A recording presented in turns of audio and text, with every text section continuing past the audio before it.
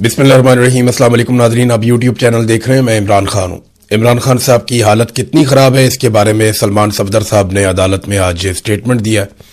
इमरान खान की बहनें भी वहाँ पे मौजूद थीं। उन्होंने कहा जी जो मुझे इमरान खान ने बताया मैं एज इट इज़ आपको बता देता हूँ कि जैसे उन्होंने कहा उन्हीं अल्फाज में बयान कर देता हूँ। अब ये सलमान सफदर साहब जो है ये प्रोफेशनल वकील हैं। इन्होंने फ़ीस भी ली है इमरान खान साहब के मुकदमात लड़ने के लिए और ये प्रोफेशनल वकील के तौर पे अपनी ड्यूटी कर रहे हैं। गैर सियासी आदमी है तो इनका कोई सियासत से ऐसा कोई ताल्लुक भी नहीं है। तो इन्होंने अदालत में जो बताया, इन्होंने कहा इमरान खान ने जो कहा वो ये है कि उन्हें और उनकी अहलिया को 22-22 घंटे तक कैद तन्हाई में रखा जाता है, हमें सलाम का जवाब तक नहीं दिया जाता, मेरी एक आंख से अब मैं नहीं देख पा रहा और डॉक्टर्स उसको नाकाबिले इलाज करार दे चुके हैं। ये है जनाब इमरान खान साहब की हालत। पाकिस्तान का सबसे मकबूल लीडर, पाकिस्तान का सबसे मकबूल शख्स, पाकिस्तान का एक शानदार आदमी जिसको पूरी दुनिया में लोग जानते हैं। और पाकिस्तान में अगर कोई एक आदमी जिसके बारे में आप ये कहें कि पूरी दुनिया में उसकी पहचान है और पाकिस्तान की पहचान की एक बड़ी वजह वो खुद आदमी बना तो वो इमरान खान है। ये सच है और हमें सच मानना पड़ेगा। आज नहीं मानेंगे तो आपको कल मानना पड़ेगा। ये journal of the record meetings के अंदर इनसे आप बात करें तो ये मानेंगे कि इनका कद जो है इमरान खान के मुकाबले में कुछ भी नहीं है। ये कुछ भी नहीं बेचते इमरान खान के मुकाबले में। वो 50 साल से इस कौम का हीरो चला आ रहा है, पूरी दुनिया में उसकी पहचान है, एक बड़ा आदमी है। और उसे सिर्फ एक जिद के चक्कर में एक मिलिट्री जर्नल ने जेल में बंद किया हुआ है और उसको निशाने इबरत बना रहा है सिर्फ कि जनाब हम हार नहीं सकते, हमने हर हाल में जीतना है, हमने इसको शिकस्त देनी है। भाई जीतना है जाके इंडिया से जीते और जीत के कश्मीर को आजाद करवा लें, जीतना है जाकर आप इसराइल से जीत लें और फलस्तीन को आजाद करवा लें। भाई जहां आपने वादे किए हुए जीतना है वहां पे आप लड़ाई नहीं कर रहे। और वो कौम जिसने आपको अपने खून पसीने से कमा कर दिया, जिसने आपको इतना पैसा दिया, जिसने आपको हथियार दिया, आप उसी कौम के सबसे मकबूल और बड़े लीडर को मार रहे हैं और लगातार मार रहे हैं। अब वो ये तक कहने पर मजबूर हो गया कि मुझे एक आंख से नजर नहीं आ रहा और डॉक्टर ने कहा है कि इसका इलाज नहीं हो सकता। बुशरा बीबी की आंख का इलाज चल रहा है। अब अदालत के अंदर जाते हैं। देखिए पाकिस्तान तहरीक इंसाफ अदालत में तो जाती है लेकिन अदालत में इंसाफ नहीं है। ये जज इंसाफ नहीं दे पाएंगे। ये बात पाकिस्तान तहरीक इंसाफ को समझनी चाहिए। जब तक पाकिस्तान तहरीक इंसाफ या पाकिस्तान की कौम दबाव नहीं डालेगी तब तक इंसाफ नहीं होगा। और ये इंसाफ अदालत में नहीं होना, ये मिलिट्री एस्टेब्लिशमेंट को आपने पकड़ना है और आपने उनको निकालना है इस सारे मामले से। जब तक पाकिस्तान की मिलिट्री एस्टेब्लिशमेंट इन्वॉल्व है तब तक कोई अदालत इमरान खान को किसी किस्म का इंसाफ नहीं दे सकती। अलीमा खानम ने इसके बारे में वाज़ेह स्टेटमेंट दिया। उन्होंने कहा जज की शक्ल पे कम से कम इंसानियत आ जानी चाहिए थी, तो जज की शक्ल पे उनको इंसानियत नजर नहीं आई। जज साहब बहुत सख्त परेशान थे कि मैं किसी तरह इस केस को निकालकर आईनी अदालत में भेज दूं। यानी जज साहब को यह कमिटमेंट दी गई है कि आप यहां पे कर दें, आपको हम बचा लेंगे और आईनी अदालत के अंदर हम दोबारा इमरान खान साहब को रगड़ देंगे। इंसाफ देने वाला जज होता तो इमरान खान की आंख का सुनकर उसका दिल हिल जाता, लेकिन जज ने किसी किस्म का उस पर सवाल ही नहीं किया। वो बार बार कह रहा था जी अपील की तरफ। जब वो बता रहे थे कि इंसानियत का मामला देखें आप, ये क्या हो रहा है, तो जज वो बात ही नहीं सुन रहा था। वो कहती है ऐसा लगता है इस जज को कॉलें आई हैं और ये फैसले देने से डर रहा है। ये जनाब इस्लामाबाद हाई कोर्ट की हालत है। जो जजेस वहां पे केस सुनने की ताकत या हिम्मत रखते थे उन जजेस को वहां से ट्रांसफर किया जा रहा है। हालात पाकिस्तान की अदलिया के भी पतले ही है। लेकिन क्या इमरान खान साहब किसी अदालत से बाहर आ जाएंगे? सवाल ही पैदा नहीं होता। मैंने आपको पहले भी कहा, मैं आपको अब भी कह रहा हूं और जिम्मेदारी से कह रहा हूं, जितनी ताकत आसिम मुनीर की बढ़ती जाएगी उतना इमरान खान साहब को मजीद तबाह किया जाएगा, उतना इमरान खान साहब को मजीद दबाया जाएगा। ये एक जिद जैसी कैफियत है कि कुछ भी हो जाए इमरान खान को नीचा दिखाना है, इमरान खान को कमजोर दिखाना है, इमरान खान को और उसकी पार्टी को बर्बाद करना है। ये एक जिद है और इस जिद की भेंट पाकिस्तान चढ़ रहा है। इस जिद के चक्कर में पाकिस्तान की अदलिया को बर्बाद कर दिया, इस जिद के चक्कर में पाकिस्तान की सोसाइटी को बर्बाद कर दिया, इस जिद के चक्कर में पाकिस्तान की मईशत को तबाह बर्बाद कर दिया, पाकिस्तान में अमनो अमान को भेंट चढ़ा दिया इस जिद के आगे। और इस जिद की वजह से आज पाकिस्तान जहां खड़ा है हम सब देख रहे हैं। मिसाल के तौर पे ये हमाद अदर साहब ने एक ट्वीट किया है, तो एक छोटा सा ट्वीट लेकिन इसके अंदर बहुत सारा कुछ उन्होंने लिख दिया। उन्होंने कहा जी अगर पिछले आप चंद महीनों की हुकूमत की तवानाई के शोबे में गलतियों का اندازہ لگائیں اور ان کو گنا جائے تو بڑی عجیب و غریب فہرست بنتی ہے، لمبی فہرست۔ ایندھن کی قیمتیں وقت سے پہلے بڑھا کر انہوں نے آئل کمپنیوں کو 87 ارب روپے کا فائدہ دیا۔ ڈیزل کی غلط قیمتیں مقرر کر کے ریفائنریوں کو اضافی منافع پہنچایا اربوں روپے کا۔ ایل این جی کارگو منسوخ کیے، پھر مجبوری میں مہنگے سپاٹ کارگو خریدے، اس کے اندر بھی اربوں کا نقصان کیا۔ بد انتظامی کی وجہ سے اپریل کے پہلے حصے میں شہروں میں 12 گھنٹے کی لوڈ شیڈنگ کی گئی۔ نئے گیس کنیکشن انہوں نے دینا شروع کر دیے، جبکہ موجودہ صارفین کی 10% ضرورت بھی یہ پوری نہیں کر پا رہے۔ سولر توانائی کے خلاف عجیب و غریب قسم کی پالیسیاں بنا دی، پھر عوامی دباؤ آ گیا ان کے اوپر۔ سرکولر ڈیتھ کم ہونے کا انہوں نے دعویٰ کیا جناب کہ ہم نے جو آئی پی پیز کا پیسہ دے دیا ہے، جو ہم نے سرکولر ڈیتھ ہے وہ ہم نے ادا کر دیا ہے، وہ آپ کی کیپیسٹی پیمنٹس ہوتی ہے نا۔ میں آپ کو پھر یاد دلاؤں کہ نواز شریف نے اور آصف علی زرداری نے کچھ ایسے معاہدے کیے آئی پی پیز لا کر، اس پہ میں نے پوری ویڈیو کرنی ہے، لیکن سادہ بات آپ کو بتاؤں کہ آئی پی پیز کے ایسے معاہدے کیے جن کے تحت اگر یہ پروجیکٹس یا یہ آئی پی پیز 1 یونٹ بجلی بھی نہ بنائے تو بھی ان کو پیسے اتنے ہی ملیں گے جتنی ان کی بجلی بنانے کی کیپیسٹی ہے۔ تو ہم 1 یونٹ بجلی استعمال کرتے ہیں تو 3 یونٹ بجلی کے ہم پیسے دیتے ہیں۔ اب سرکولر ڈیتھ کم ہونے کے دعوے کیے، مگر اپنے ہی اعداد و شمار جو سرکاری اعداد و شمار ہیں وہ اس کے مختلف ہیں۔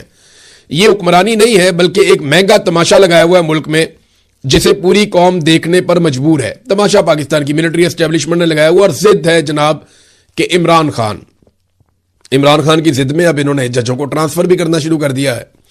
جنرل ضیاء الحق کے دور میں بھی ججز کے تبادلے کا ایسا طریقہ کا رائج نہیں تھا۔ یہ جسٹس بابر ستار کا خاطہ ہے جنہیں ٹرانسفر کیا گیا پشاور۔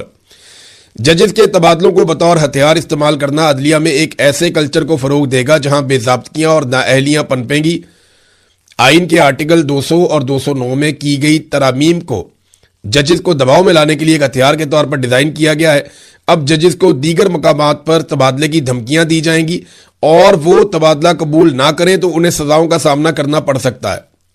جنرل ضیاء الحق کے دور میں بھی ججز کے تبادلے کا ایسا نظام رائج نہیں تھا، یعنی ڈکٹیٹر نے بھی وہ پاکستان کے ساتھ نہیں کیا جو پاکستان کی موجودہ ملٹری اسٹیبلشمنٹ نے پاکستان کے ساتھ کر دیا ہے۔ یہ ہو رہا ہے۔ اب قوم کے پاس حل کیا ہے؟ یعنی کیا عدالت کی طرف دیکھنا ہے؟ کوئی فائدہ نہیں، ججز سارے کمپرومائز ہیں۔ کیا پارلیمان کی طرف دیکھنا ہے؟ کوئی فائدہ نہیں، پارلیمان ربر سٹیمپ ہے، وہاں پہ اپنے فارم 47 کے اندر لا کر بندے بٹھائے ہوئے ہیں۔ کیا میڈیا کی طرف دیکھنا ہے؟ میڈیا پوری طرح سے کنٹرول ہے، بات ہی نہیں کر سکتا، جو بات کرتا ہے اس کے ساتھ کیا ہوتا ہے آپ نے دیکھ لیا بھی۔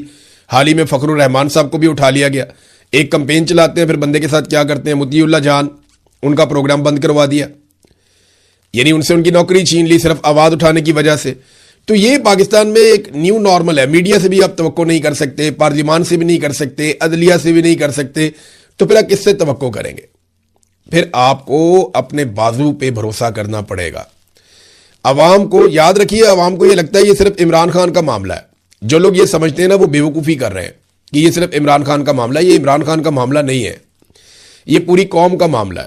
یہ ملک کے اوپر قبضہ ہو رہا ہے، اور یہ قبضہ عمران خان نے چھوڑنے سے انکار کیا تھا، تب سے اب تک پھڈا پڑا ہوا ہے، اور یہ قبضہ آپ کو وہاں لے جائے گا جہاں سے واپسی ممکن نہیں ہوگی۔ پاکستان کا سارا پیسہ اشرافیہ کے پاس چلا جائے گا، یعنی وہ اپنے مفاد کے علاوہ دیکھتے کچھ نہیں۔ ابھی انہوں نے ایک نیا وہ قانون نکال دیا ہے، ایک پابندی لگا دی ہے کہ پنجاب سے گندم جو ہے وہ کسی اور صوبے میں یا کہیں اور نہیں جا سکتی۔ آپ کو پتہ یہ کیوں کر رہے ہیں؟ پنجاب کے اندر کسان بیچارے کی گندم اب تیار ہو گئی ہے، اس نے گندم بیچنی ہے، گورنمنٹ تو گندم لے نہیں رہی، اور گندم کی پرائس ملے گی نہیں کیونکہ مافیا اکٹھا ہو جائے گا اور وہ ایک قیمت ایسی مقرر کر دے گا کہ جناب اس قیمت پہ ہم خریدیں گے، اس سے زیادہ پہ ہم نہیں خریدیں گے، اور مارکیٹ کے اندر کسان اس سے بھی سستی گندم بیچنے پر مجبور ہو جائے گا۔ تو کسان کے پاس جب تک گندم رہتی ہے تب تک اس کی قیمت گراتے ہیں، اور تب تک اس بات پہ پابندی لگائی جاتی ہے کہ یہ گندم کسی اور صوبے کو بھی نہ بیچ سکے۔ مثال کے طور پہ اگر اچھے گاہک مل جاتے ہیں بلوچستان میں یا خیبر پختونخوا میں جو گندم کی اچھی قیمت دے رہے ہیں، تو وہاں پہ گندم بھیجنا ہی منع کر دیتے ہیں کہ گندم یہاں سے بارڈر کراس نہیں کرے گی، اور ہم پنجاب سے گندم کسی اور صوبے میں نہیں جانے دیں گے۔ یہ ہے طریقہ واردات، تاکہ کسان کو پیسے نہ ملے۔ لیکن جس وقت مڈل مین یا آڑتی یا وہ لوگ جو حکومت کے بہت قریبی ہیں، جو مافیاز ہیں، جب وہ گندم خرید لیتے ہیں کسانوں سے، اور پھر لاکھوں کسانوں کی گندم چند ہاتھوں میں آ جاتی ہے، تو اس کے بعد پھر پابندیاں اٹھ جاتی ہیں۔ اس کے بعد قیمت بڑھانے پہ بھی پابندی نہیں رہتی، اس کے بعد آٹے کی قیمت بھی مہنگی ہو جاتی ہے، اس کے بعد مختلف صوبوں میں یہ مہنگی گندم یا مہنگا آٹا بیچ سکتے ہیں۔ یہ ہے ناظرین وہ واردات جو ہر دفعہ ڈالی جاتی ہے، ابھی پھر ڈالی جا رہی ہے۔ تو لوگ کیسے چھٹکارا پا سکتے ہیں؟ دیکھیں، اگر اس نظام نے ہارنا ہے تو عمران خان کو جیتنا پڑے گا۔ 8 فروری 2024 کو یہ نظام ہار گیا تھا، ملٹری اسٹیبلشمنٹ کے ماتھے پر عوام نے شکست لکھ دیا تھا، لیکن انہوں نے شکست ماننے کی بجائے ہٹ درمی کے ساتھ زبردستی نظام کے اوپر قبضہ کر لیا اور جعلی M N As M P As کو لا کر بٹھا کر اپنی حکومتیں بنا لی۔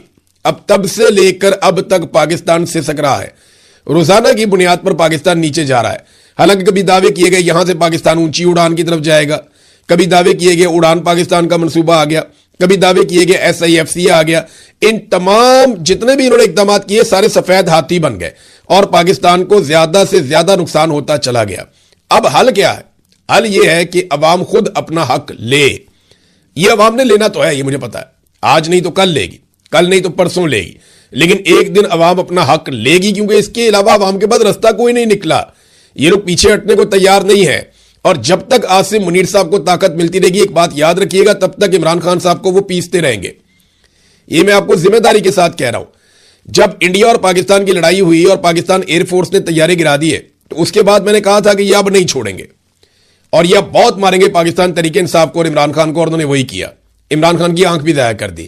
اب میں آپ کو بتا رہا ہوں کہ ڈونلڈ ٹرمپ نے جتنی ان کی تعریفیں کر دی ہیں، جتنا ان کے سر پہ ہاتھ رکھ دیا ہے، اس کے بعد اب یہ عمران خان کو بالکل نہیں چھوڑیں گے۔ رستہ صرف ایک ہے، عوامی طاقت، اور عوام نکلتی ہے یا نہیں اس کے بارے میں بھی میں کچھ کہہ نہیں سکتا، لیکن ایک دن نکلے گی ضرور۔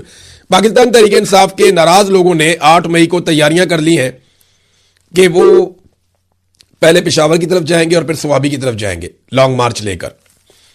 اب 8 مئی کی انہوں نے تیاریاں کر لی ہیں، لیکن پارٹی تقسیم کا شکار ہو گئی، کیونکہ خیبر پختونخوا میں یہ لانگ مارچ ہو رہا ہے تو اس کا فائدہ ہی کوئی نہیں ہے۔ لانگ مارچ تو وہاں ہونا چاہیے جہاں پہ کسی اور کی حکومت ہے، یہاں تو خیبر پختونخوا میں پی ٹی آئی کی حکومت ہے، اور پی ٹی آئی کی حکومت اس لانگ مارچ کو ابھی تک اون نہیں کر رہی۔ نہ ہی جنید اکبر نے کوئی بات کی ہے، نہ ہی کسی اور نے کوئی بات کی ہے۔ تو عمران خان صاحب کے عزیز ہیں، انہوں نے احمد علی نیازی جو ہے، احمد نیازی، انہوں نے اس کے بارے میں بات کی ہے، اور کچھ اور لوگ ہیں انہوں نے اس کے بارے میں بات کی ہے، اور وہ اپنے لانگ مارچ کی تیاریاں کر رہے ہیں کہ جناب 8 مئی کو ہم لانگ مارچ لے کر جائیں گے سوابی۔ سوال یہ پیدا ہوتا ہے کہ کیا یہ واقعی میں کر پائیں گے؟ کیونکہ پی ٹی آئی کے لوگ تو ساتھ کھڑے نہیں ہو رہے، نہ بیرسٹر گور نے اس پہ سٹیٹمنٹ دیا ہے، نہ سلمان اکرم راجہ نے دیا ہے، نہ عمران خان کی بہنوں کی میں نے کوئی بات سنی ہے، نہ کسی اور کی بات سنی ہے۔ تو خیبر پختونخوا میں لانگ مارچ نکال کے عمران خان صاحب کو ریلیف کیسے ملے گا، یا عمران خان صاحب کو آزادی کیسے ملے گی؟ یہ 8 مئی کی تاریخ یاد رکھیے گا کہ 7 مئی سے آنورڈ تمام چینلز کو اسٹیبلشمنٹ کی جانب سے احکامات دے دیے گئے ہیں کہ جو آپریشن بیان المرصوص یا مارکہ حق، یہ انڈیا کے ساتھ پاکستان کی لڑائی ہوئی تھی، اس حوالے سے 3 دن خصوصی رپورٹس چلائی جائیں گی، ٹرانسمیشنز چلائی جائیں گی، خصوصی پروگرام کیے جائیں گے، ملی نغمے وغیرہ جو ہیں وہ لانچ کیے جائیں گے۔ تو امید ہے ایک دفعہ پھر پاکستان تحریک انصاف اپنے کارکنوں کو اس حوالے سے روک دے گی کہ جناب کیونکہ یہ قومی یکجہتی کا وقت ہے، سارے اکٹھے ہو رہے ہیں، لہٰذا آپ کسی قسم کا احتجاج نہ کریں۔ جب احتجاج کرنے کا وقت تھا وہ سارا وقت پاکستان تحریک انصاف نے ضائع کیا، کسی قسم کی کوئی ایکٹیویٹی نہیں کی، اور اب وہ اپنے لوگوں کو روکیں گے۔ مجھے اس بات کا آئیڈیا ہے کیونکہ وہ قومی یکجہتی کے لیے حکومت کہے گی دیکھیں جی قومی یکجہتی کا وقت ہے، دیکھیں جی اکٹھے ہونے کا وقت ہے، دیکھیں جی پاکستان کو اتنی بڑی فتح ملی تھی، یہ پاکستان کے دشمن ہیں، یہ ہمارے جشن میں شامل نہیں ہو رہے، یہ احتجاج کر رہے ہیں، ان کی قسمت میں جناب وہ کہہ دیں گے رونا دھونا ہے۔ تو اس قسم کی باتیں آپ سنیں گے آنے والے دنوں میں، اور پاکستان تحریک انصاف کے جو لوگ ہیں وہ خود ہی منع کر دیں گے۔